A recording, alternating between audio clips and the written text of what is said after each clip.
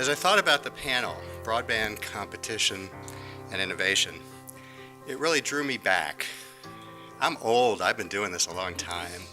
And I recall after the breakup of the Bell system, when there was just this beginning explosion of competition all around telecommunications.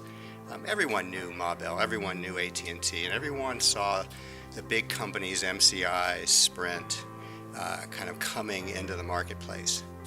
But there were always a lot of little companies all around jumping into this business, investing, experimenting, innovating, trying new things, poking, pushing those big guys. And if I name those companies now, many of them don't exist, you wouldn't recognize them. And you may not recognize these folks, these business leaders. They're not AT&T, they're not Verizon, but they are today's small business innovators in telecommunications. They're today's companies that use the network, come up with creative ideas, creative services, creative ways of dealing with small business problems that end up offering consumers, users, the marketplace, all kinds of new options. For us to provide service to business customers, unlike residential where you had, I guess, the cable businesses start off as a monopoly. That's slowly changing with more competition for residential customers, but not for business customers.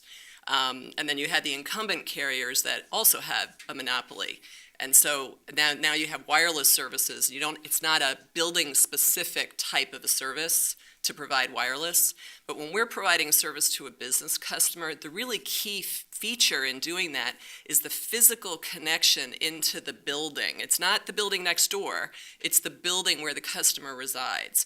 And I think the data will show, if the FCC can continue on with their plan to get the data on what's actually happening out there in the marketplace in terms of where competition is and where who has the connections into the buildings.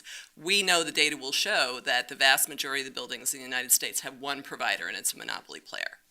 Our companies together have spent billions of dollars on our network. And remember, the last mile access was driven by a rate of return policy and platform that dates back years and years ago. And so it was the consumers and small business that really paid for those last mile facilities. And so we strongly believe that the idea of doing anything to choke off access to those facilities is simply wrong public policy. We allocate about $100 million out of our $800 million capital plan, where we sit down and do just what Larissa said. You really want to find a way to economically build it because you're the master of your own destiny. You provide a better customer service. So we see both sides of it, and it's competitive, and we just step up to it in our ILEC markets. We have overbuilders there. We have many people in the CLEC industry coming into our markets, and it's just part of the world. It's competition. So we've got to raise our game up to compete. You know, we're moving to IP, we wrote the book on this, all right? So, no one has to incent us to do it. We would love it if we've had to teach at least one of the incumbents how to provide wholesale Ethernet to us, okay? We've also done it for the cable industry because we know how important it is to be able to buy those services from them to serve our customers. You kind of say, really, you're doing that? You compete with them? But yes, there's a greater good here. And the greater good is that as much Ethernet out there, as much IP that's out there, the better for everybody. And really, customers aren't doing business with us because of the pipe. It's really about the managed services. I believe the 1996 Act was neutral as it relates to technology. The Act was there to spur competition, which drives choice, innovation, lower prices, and better customer services that we've all talked about. That's how we have to differentiate ourselves. It has nothing to do with our routing technology, in my opinion. The technology test is an interesting idea, but it's been done. So I think the issue is more around,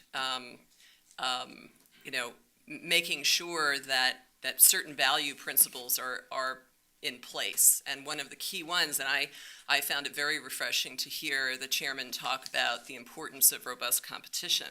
And that was the whole point of the act. And when it comes to IP transition, I think we have to be agnostic to the fact that technology may be changing. Laura said it well.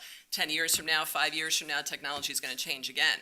So the key is to make sure that the responsibilities that carriers have had in a TDM world flow through with any technology change.